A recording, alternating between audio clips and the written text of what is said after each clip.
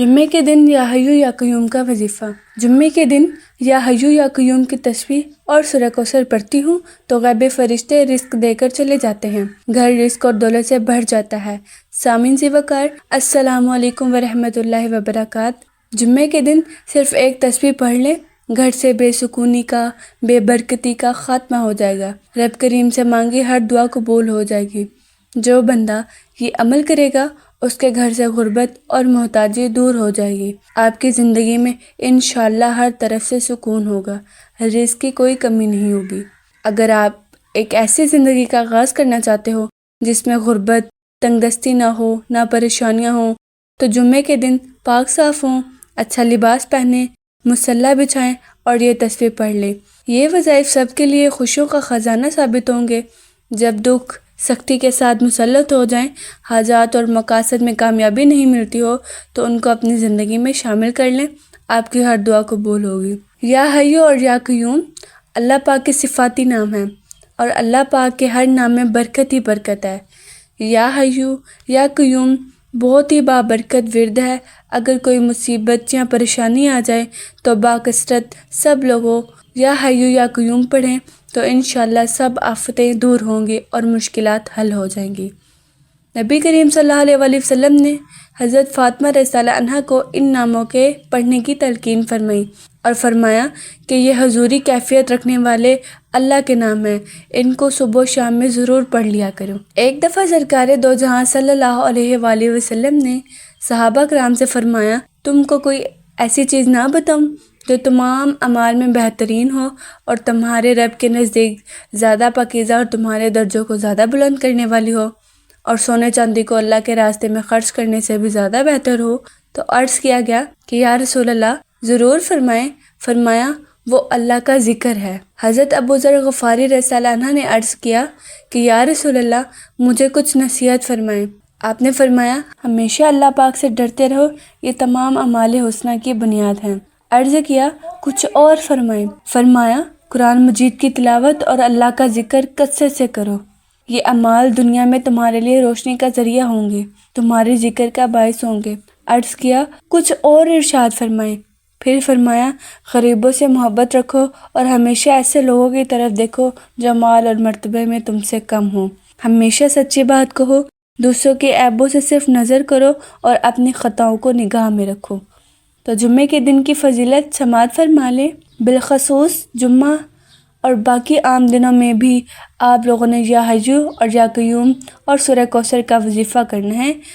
اللہ پاک نے چاہا تو دل کی تمام مرادیں بڑھ لائیں گی اور غیبی جگہ سے رزق وسیع ملے گا۔ جمعۃ المبارک کے دن کی بے پناہ فضیلت ہے، کیونکہ اللہ پاک قرآن پاک میں ارشاد فرماتا ہے، اے ایمان والو، جب نماز کے لیے جمعے کے دن اذان دی جائے تو ذکر خدا یعنی خطبے کی طرف دوڑو، خرید و فروخت چھوڑ دو، یہ تمہارے لیے بہتر ہے اگر تم جانتے ہو۔ حضرت ابو ہریرہ رضی اللہ عنہ روایت کرتے ہیں کہ رسول صلی اللہ علیہ وسلم نے فرمایا، دنوں میں بہترین دن جمعے کا ہے، جس پر سورج طلوع ہوتا ہے، اسی دن حضرت آدم علیہ السلام پیدا کیے گئے، اسی جمعے کو جنت میں داخل کیے گئے اور اسی جمعے کو جنت سے باہر کیے گئے اور جمعے کے دن ہی قیامت قائم ہوگی۔ آپ صلی اللہ علیہ وآلہ وسلم نے جمعے کے حوالے سے فرمایا، اسی جمعے کو حضرت آدم علیہ السلام کی مٹی خمیر کی گئی اور اس دن سور پھونکا جائے گا، اسی دن دوبارہ اٹھایا جائے گا اور اسی دن سخت پکڑ ہوگی، اور اس دن کی آخری 3 ساعتوں میں ایک گھڑی ایسی ہے جس میں کوئی دعا اللہ پاک سے کی جائے تو وہ مستجاب ہوتی ہے۔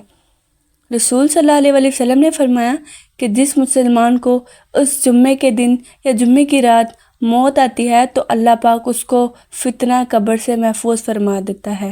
حضرت ابن عباس رضی اللہ عنہ سے روایت ہے کہ حضور صلی اللہ علیہ وآلہ وسلم نے ارشاد فرمایا، جو شخص جمعے کے دن ظہر اور عصر کے درمیان 2 رکعت نماز پڑھ لے، اول آخر میں سورہ فاتحہ 1 بار، آیت الکرسی 1 بار، سورہ فلق 25 بار پڑھے اور دوسری رکعت میں سورہ فاتحہ 1 بار، سورہ اخلاص 1 بار اور سورہ فلق 20 مرتبہ پڑھے، اس کے بعد سلام پھیر کر 5 مرتبہ لا حول ولا قوت الا باللہ پڑھے، ایسے شخص کو اس وقت تک موت نہیں آئے گی جب تک وہ جنت میں اپنا مقام نہیں دیکھ لے گا اور اللہ پاک کا خواب میں دیدار نہیں کر لے گا۔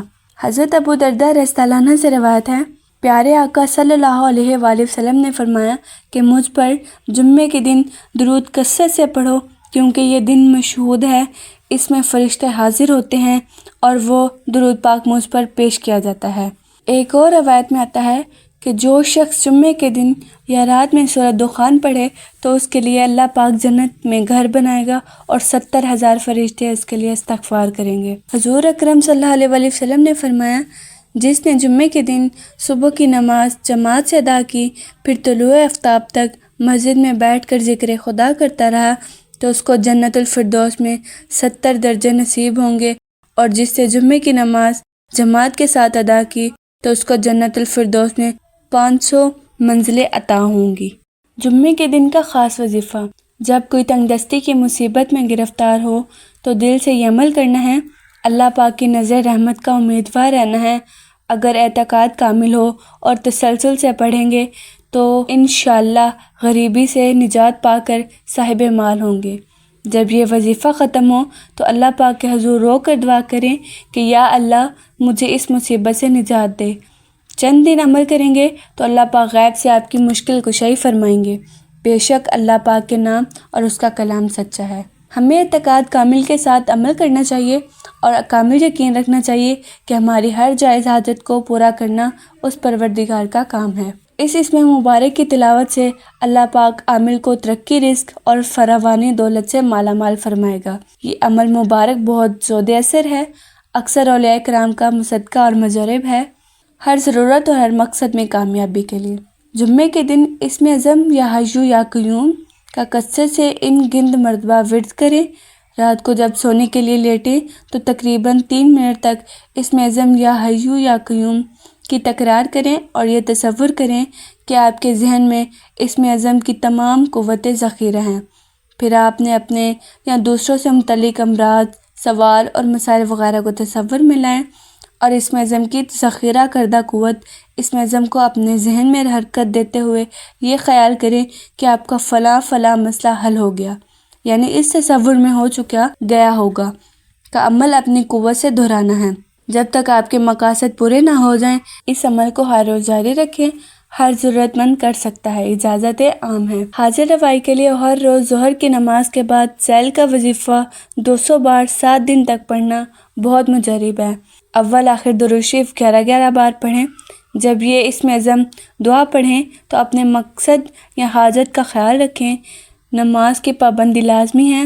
اس عمل کے لیے جب یہ تسبیح پڑھیں تو اپنی حاجت کا تصور رکھیں، اس کے بعد اپنے مقصد کی دعا کریں، اللہ کے فضل و کرم سے کامیابی ہوگی۔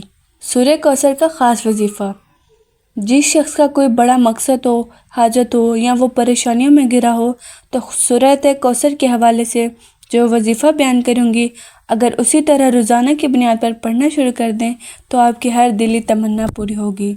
حضرت انس بن مالک رضی اللہ عنہ سے مروی ہے کہ ایک مرتبہ آپ صلی اللہ علیہ وآلہ وسلم پر نیند طاری ہوئی، پھر اپنے مبارک سر کو اٹھایا اور مسکرا کر فرمانے لگے کہ مجھ پر ایک سورت نازل ہوئی ہے۔ پھر آپ صلی اللہ علیہ وآلہ وسلم نے بسم اللہ الرحمن الرحیم پڑھ کر سورہ کوثر کی تلاوت فرمائی۔ سورہ کوثر کا ترجمہ: بے شک ہم نے آپ کو ہر خیر و برکت میں بے انتہا کثرت بخشی ہے، بس اپنے رب کے لیے نماز قائم کریں، قربانی دیں، بے شک آپ کے دشمن بے نسل بے نام و نشاں ہو جائیں گے۔ سورہ کوثر کا 21 روزہ وظیفہ: 21 دن کا آپ نے سورہ کوثر کا وظیفہ کرنا ہے۔ 2 ترکیب آپ کے سامنے بیان کروں گی، جہاں آپ کے لیے آسانی ہو وہ اختیار کریں۔ اول آخر 11 بار درود شریف پڑھیں اور درمیان میں سورہ کوثر کو 313 بار پڑھنا ہے۔ جب پہلے دن یہ عمل شروع کریں تو آپ نے 2 رکعت نماز صلاۃ حاجت کی ادا کرنی ہے اور ہر رکعت میں سورہ فاتحہ کے بعد سورہ اخلاص کو پڑھنا ہے۔ آپ سورہ کوثر کا عمل کریں گے تو دوسرا طریقہ بیان کروں گی۔ آپ نے روزانہ نماز فجر کے بعد یا نماز عشاء کے بعد 129 بار سورہ کوثر کو پڑھنا ہے۔ یہ کم سے کم 3 ہفتوں کا عمل ہے۔ سورہ کوثر قرآن پاک کی مفصل صورتوں میں شامل ہے۔ یہ 3 آیات پر مشتمل ہے، مکی صورت ہے اور مکہ مکرمہ میں نازل ہوئی، اور اس صورت میں حوض کوثر کا بھی ذکر ہے۔ تو جو بندہ استغفار کرتا ہے اس کا اللہ پاک کے ہاں بڑا مقام ہے، اگر مشکل پہاڑ برابر بھی ہوں تو وہ دور ہوتی ہیں۔ تو اپنے اوپر لازم کر لینا ہے کہ روزانہ دن میں کم سے کم ایک تسبیح استغفار کی پڑھنی ہے۔